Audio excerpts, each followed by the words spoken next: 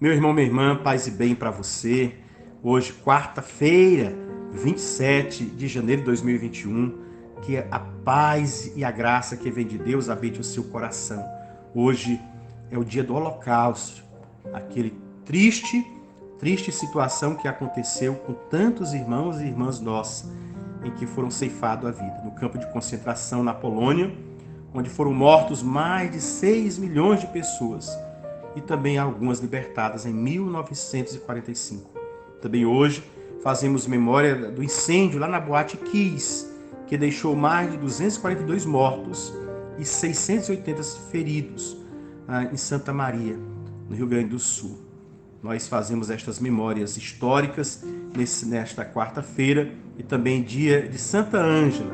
Lembrando a você que às 18 horas nós temos a missa no Salão Social. E já para você se organizar, amanhã, quinta-feira, como toda quinta-feira, nós temos aqui na Igreja Matriz o dia de adoração. A partir das 6h30, o Santíssimo já está exposto, o dia inteiro de adoração. E às 19 horas da quinta-feira, o grupo de oração da Renovação Carismática, você é convidado a participar. A você que nos escuta, como sempre eu digo, o nosso muito obrigado pela sua atenção, a sua escuta, e peço a você que divulgue este áudio, deixe os seus contatos, para que assim nós de fato tenhamos um feedback das pessoas que nos escutam e que conosco rezam. O evangelho de hoje é de São Marcos, capítulo 4, versículo do 1 ao 20, que diz: Naquele tempo, Jesus começou a ensinar de novo às margens do mar da Galileia. Uma multidão muito grande se reuniu em volta dele, de modo que Jesus entrou numa barca e se sentou, enquanto a multidão permanecia junto à margem, na praia. Jesus ensinava-lhe muitas coisas em parábolas, e em seu ensinamento dizia-lhes: Escutai, o semeador saiu a semear. Enquanto semeavam, a parte da semente caiu à beira do caminho. Vieram os pássaros e a comeram. Outra parte caiu em terreno pedregoso, onde não havia muita terra. Brotou logo, porque a terra não era profunda. Mas quando saiu o sol, ela foi queimada, e como não tinha raiz, secou. Outra parte caiu no meio dos espinhos, e os espinhos cresceram, a sufocaram e ela não deu fruto. Outra parte caiu em terra boa e deu fruto, que foi crescendo e aumentando, chegando a render 30, 70 e até 100 por um.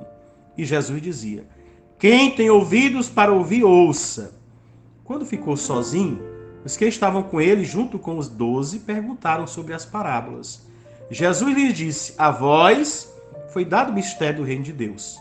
Para os que estão fora, tudo acontece em parábolas, para que olhem, mas não enxerguem, escutem, mas não compreendam, para que não se convertam e não sejam perdoados. E Jesus lhes disse: Vós não compreendeis esta parábola? Então, como compreendereis todas as outras parábolas? O semeador semeia a palavra. Os que estão à beira do caminho são aqueles nos quais a palavra foi semeada. Logo que a escutam, chega Satanás e tira a palavra que neles foi semeada. Do mesmo modo, os que receberam a semente em terreno pedregoso são aqueles que ouvem a palavra e logo a recebem com alegria, mas não têm raiz em si mesmos, são inconstantes. Quando chegam a tribulação ou perseguição por causa da palavra, logo desistem. Outros recebem a semente entre os espinhos. São aqueles que ouvem a palavra, mas quando surgem as preocupações do mundo, a ilusão da riqueza e todos os outros desejos sufocam a palavra, e ela não produz fruto. Por fim, aqueles que recebem a semente em terreno bom são os que ouvem a palavra, recebem e dão fruto. Um dá 30, outro 70 e outro 100 por um. Palavra da salvação, glória a vós, Senhor. O evangelho de hoje traz a parábola do semeador, composta de 3 partes. A parábola propriamente dita, que é do 1 ao 9, versículo do 1 ao 9. Depois do 10 ao 12, que vai nos explicar em que consiste e qual a finalidade do uso de parábola.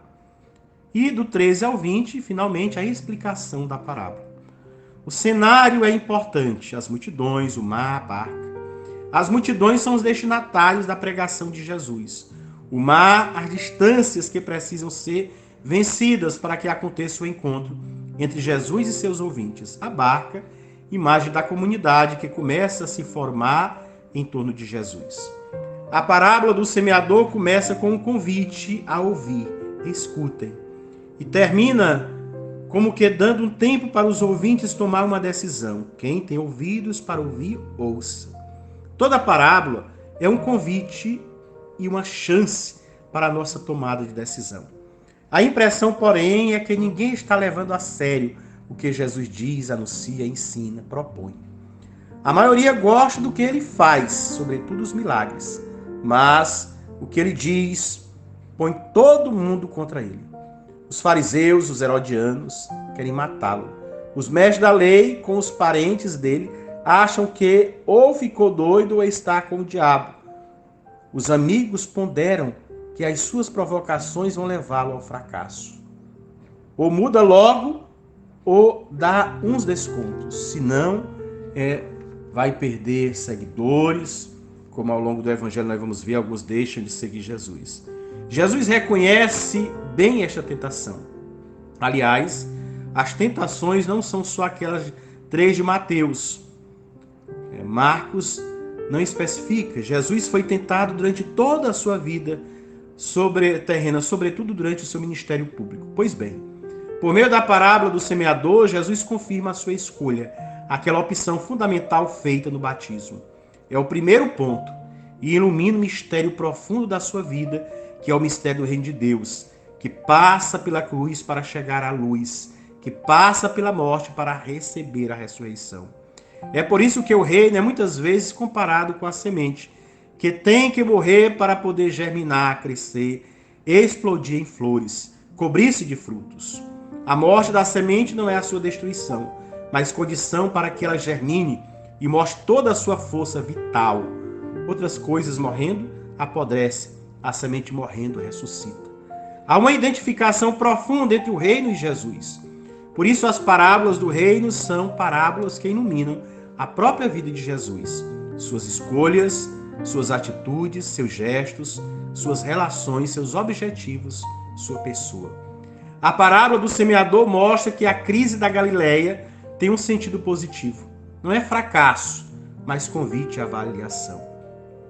É verificação, balanço, análise de custo e benefícios, diriam os administradores de hoje. A hostilidade contra Jesus, que terão seus desfechos final na cruz, não esvaziam a salvação oferecida por Deus. Deus, como deveríamos saber, é diferente. Sua fraqueza é mais forte que todo o poder humano. Sua morte é lugar de ressurreição. Afinal, a sua perda é vitória, pois o bem vence perdendo, enquanto o mal perde ganhando. Nós também não devemos correr atrás do sucesso, da fama e da importância, do protagonismo e da ganância. Os valores do reino e, portanto, seus critérios de discernimento são outros. A obra de Deus passa pela dificuldade, pelo escondimento, pela irrelevância, pela pequenez, pela espera paciente e mesmo pelos fracassos aos olhos humanos. Jesus se guiou por estes critérios. Estes devem ser os nossos critérios também. As qualidades e a trajetória da sentença devem ser os nossos critérios. Jesus ensina tudo em parábola, porque no fundo, tanto a vida de Jesus como a nossa é uma parábola do início ao fim, do nascimento à morte. Como toda parábola, está à procura de uma palavra que revele o seu sentido. Só podemos falar do invisível através do visível. Se cada criatura carrega em si um traço do Criador, Jesus é sua imagem perfeita. Toda a sua vida é uma parábola. E por isso mesmo fala dele e fala do Pai. Jesus é a imagem visível do Deus visível. A palavra que sai da boca do Pai, a forma filial humana da fonte paternal inacessível. Se quisermos conhecer o mistério de Deus e do seu reino, na medida em que isso é possível, precisamos abandonar nossas respostas pré-fabricadas e olhar desarmados para Jesus. Jesus é a face humana de Deus. A partir da encarnação, o conhecimento de Deus passa pelo conhecimento de Jesus. Não que Deus não possa ser conhecido também por outros caminhos e outros contextos, mas só Jesus pode dizer, com a singeleza da verdade mais verdadeira: Felipe, quem me vê, vê o Pai, como está lá em João 14:8. Os cristãos não podem, mesmo no diálogo interreligioso, abrir mão desta identidade que se faz em Cristo Jesus. Que nós, que você, que eu, que cada um de nós sejamos identidades vivas do nosso Deus, que é o Deus vivo. E assim nós transmitamos a todos a presença de Deus na nossa vida. Que seu dia seja abençoado, que em todos os instantes você sinta a graça de Deus. Fique na graça e proteção de Deus, que é Pai, Filho e Espírito Santo. Amém.